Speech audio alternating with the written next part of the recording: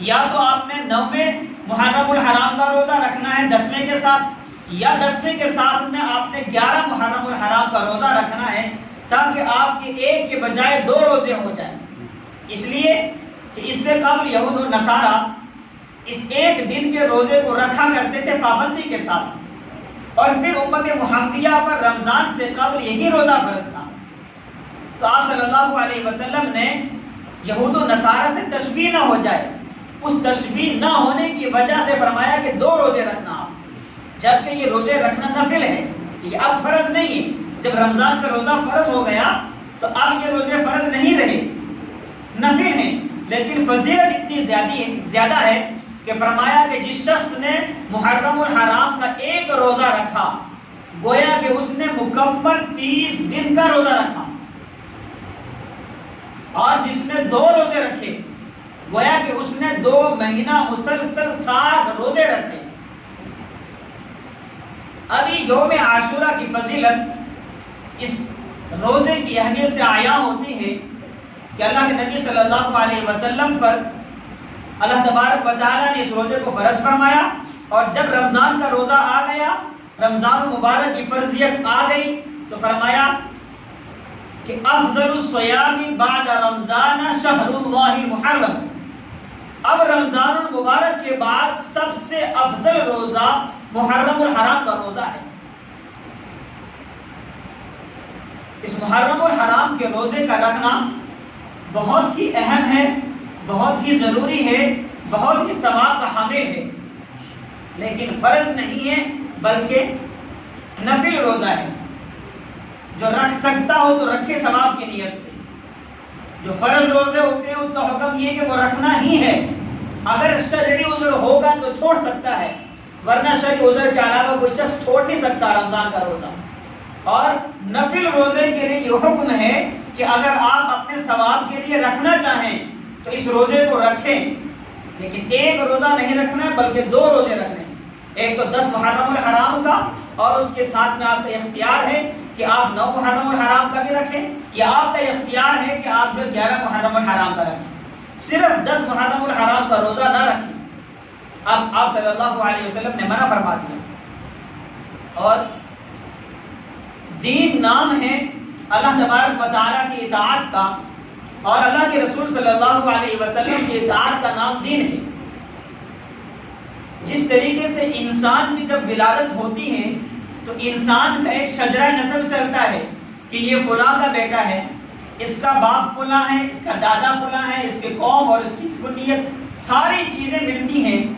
تو اس کو شجرہ نسب کہا جاتا ہے۔ اگر کسی انسان کا شجرہ نسب کہیں غائب ہو جائے، یعنی باپ تو اس کا معلوم ہے لیکن دادے کا معلوم نہیں، یا آگے چل کے کسی شخص کا معلوم نہیں ہو رہا ہے، تو شجرہ نسب میں کمی ہو جائے تو اس شخص پر جو ہے شک ہوتا ہے، اس لیے کہ شجرہ نسب کا ہونا ضروری ہے۔ اور یہ اعلیٰ نسب کا شخص جس کا شجرہ نسب معلوم ہو وہی ہوتا ہے، جس کا شجرہ نسب اعلیٰ نہ ہو، معلوم نہ ہو، وہ شک کے دائرے میں آتا ہے، یہ تو آپ جانتے ہیں۔ اسی طریقے سے اعمال کا بھی شجرہ نسب ہوتا ہے، ایسا نہیں ہے کہ ہم اپنی مرضی سے جو چاہیں عمل کر لیں، جو چاہیں نہ کریں، ایسا نہیں ہے۔ جس عمل کو ہم کریں وہ اللہ کے حبیب صلی اللہ علیہ وسلم سے ثابت ہونا چاہیے، اس عمل کا ثبوت اللہ کے نبی صلی اللہ علیہ وسلم تک پہنچنا چاہیے۔ اللہ تبارک و تعالی نے اپنی دین کی تکمیل اس طور پر کی کہ اللہ پاک نے قرآن کریم کو نازل کیا، احادیث نبویہ آئی۔ اب اس قرآن کریم احادیث نبویہ کو صحابہ کرام کا اجماع ملا، صحابہ کرام نے عمل کیا، قرآن مقدس کی آیت کریمہ، اللہ کے نبی صلی اللہ علیہ وسلم کی حدیث مبارکہ، صحابہ کرام کا عمل، اور اس کے بعد جو ہے ائمہ مجتہدین کا اجتہاد، یہ 4 چیزیں ہونے کے بعد اس دین کو مکمل کرنے کے بعد اللہ کے نبی صلی اللہ علیہ وسلم نے اس طور پر ہم تک پہنچایا کہ تابعین نے، تابعین کے بعد تبع تابعین نے، تبع تابعین کے بعد جو ہے بزرگان دین نے ہم تک اس دین کو جو پہنچایا ہے، اس کا ایک شجرہ نسب ہے۔ اس کے اندر ہم اگر کسی عمل کو کرتے ہیں تو یہ شجرہ نسب اللہ کے حبیب صلی اللہ علیہ وسلم تک جا کر ملتا ہے، تو یہ دین ہے۔ اور اگر اس کے برعکس ہوتا ہے کہ ہم عمل تو کر رہے ہیں لیکن وہ جو ہے ثابت نہ ہو تو اس کو دین نہیں کہتے بلکہ بدعت کہتے ہیں۔ تو معاشرے کے اندر بہت ساری بدعات خرافات ہوتی ہیں، ہم نے اسے اجتناب کرنا ہے۔ ہمارے ہی معاشرے کے اندر اسی محرم الحرام کے اندر چند جگہوں پر آپ دیکھیں گے جلوس ہو رہے ہیں، ایسے جلوس میں جانا، شرکت کرنا حرام ہے۔ اور ایسی محفلیں جن محفلوں کو صرف اور صرف محرم الحرام کے چند دنوں میں سجایا جاتا ہے اور اس کو نام دیا جاتا ہے کہ جناب یہ غم اور ماتم منایا جا رہا ہے، تو ایسی محفلوں کا دیکھنا حرام اور ایسی محفلوں میں جانا اور شرکت کرنا حرام ہے، اور ایسی محفلوں میں پکا ہوا کھانا کھانا حرام ہے۔ کس کے لیے؟ اس امت کے لیے جس امت کا نام ہے امت محمدیہ صلی اللہ علیہ وسلم۔ اس لیے کہ جو شخص ان محفلوں کو سجاتے ہیں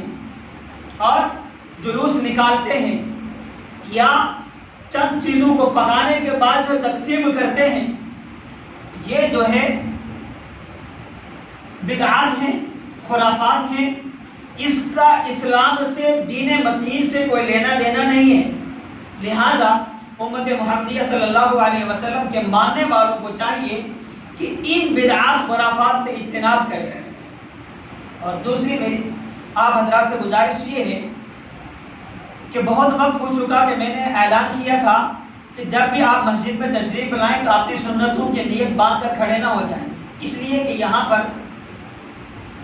1:30 بجے بیان شروع ہوتا ہے اور جتنے حضرات بھی تقریباً 1:30 بجے کے بعد ہی آنا شروع ہوتے ہیں، تو بیان ختم ہونے کے بعد 2 بجنے سے پہلے 5 منٹ جب دیے جاتے ہیں وہ سنت کے لیے سب کو دیے جاتے ہیں، وہ خاص کسی انسان کو، کسی ایک کو نہیں دیا جاتے۔ یہ اس لیے ہے کہ آپ جو ہے بیان ہو رہا ہو اور آپ سنتیں شروع کر لیں گے تو لازم کتنی چیزیں آئیں گی۔ نمبر 1 یہ کہ بیان میں کتنی مرتبہ ذکر نبی ہوتا ہے، اور ذکر نبی پر درود کا پڑھنا واجب ہے۔ آپ یہ ذہن میں رکھیں، درود کا پڑھنا واجب ہے، واجب کا ترک کرنا گناہ ہے،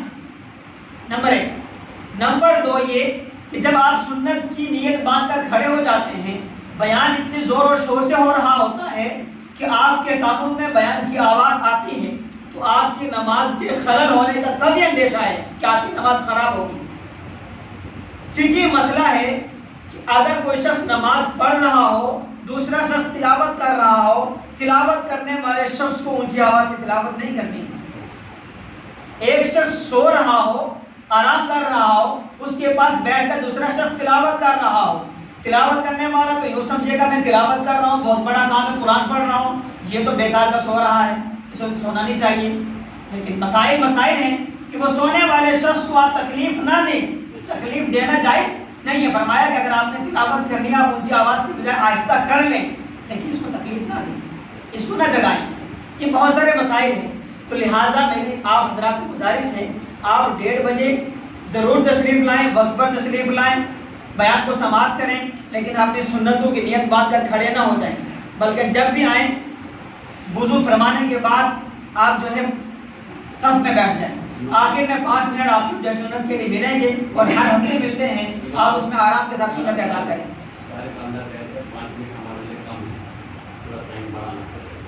سب حضرات الحمدللہ 5 منٹ میں سنت پڑھ لیتے ہیں۔ کوئی شخص اگر نہ پڑھ سکتا ہو، میں اپنے سامنے کھڑے کر کے خود پڑھا سکتا ہوں، اس لیے کہ میں جو ہے 4 منٹ میں سنت مکمل کر سکتا ہوں۔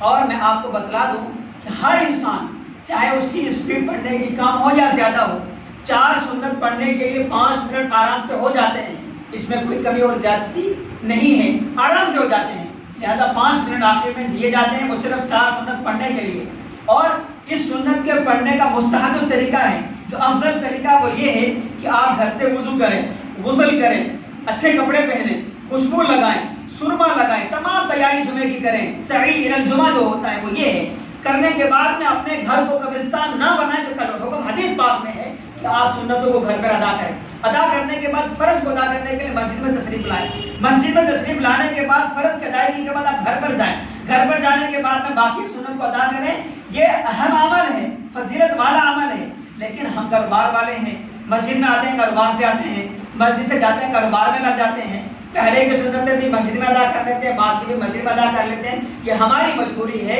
اس لیے کہ اللہ کے حبیب صلی اللہ علیہ وسلم نے فرمایا کہ اپنے گھروں کو قبرستان نہ بناؤ، یعنی وہاں پر بھی عبادت کیا کرو.